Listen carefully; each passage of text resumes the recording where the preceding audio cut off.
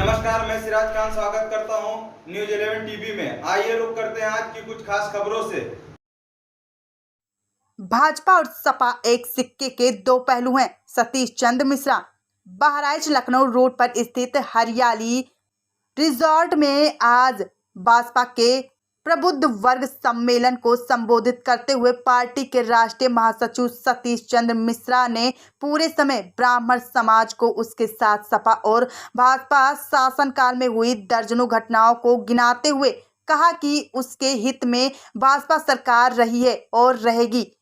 उन्होंने कहा कि सपा और भाजपा एक सिक्के के दो पहलू हैं। इन दोनों सरकार के आने पर प्रदेश में माफिया और गुंडा राज कायम हो जाता है और भ्रष्टाचार बढ़ जाता है। उन्होंने कहा कि ब्राह्मण समाज अपनी ताकत को पहचाने और एकजुट होकर भाजपा की सरकार बनाए। उन्होंने कहा कि भाजपा ने विकास के नाम पर विनाश किया है, उसे धर्म और संस्कृति से कोई लेना देना नहीं है। हजारों करोड़ों रुपए खर्च करने के बाद भी अयोध्या बदहाली का सूरत नहीं बदला।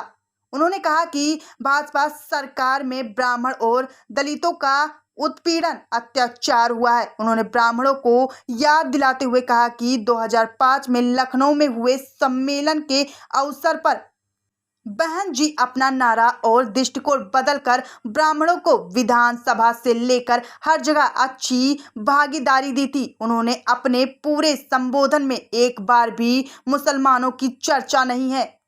न्यूज 11 टीवी चैनल से राजकुमार मौर्य, बहराइच।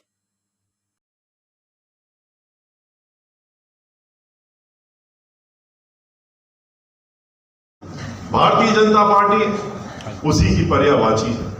ये दोनों एक ही सिक्के के दो पहलू हैं। जिस तरह से समाजवादी पार्टी, उसी तरह से भारतीय जनता पार्टी का हाल है। देखा आपने किस तरीके से आज उत्तर प्रदेश का माहौल बना हुआ है, किस तरीके से प्रदेश में चुन चुन करके ब्राह्मण समाज के लोग और दलित समाज के लोग उत्पीड़ित किए जा रहे हैं। ठीक उसी प्रकार से जैसे समाजवादी पार्टी में थे, कितने लोगों की हत्याएं हो गई, कितने लोगों को मार दिया। भारतीय जनता पार्टी ने तो आते ही 2017 में इस बात का ऐलान कर दिया था कि ब्राह्मण समाज के लोग हमारे निशाने पर हैं।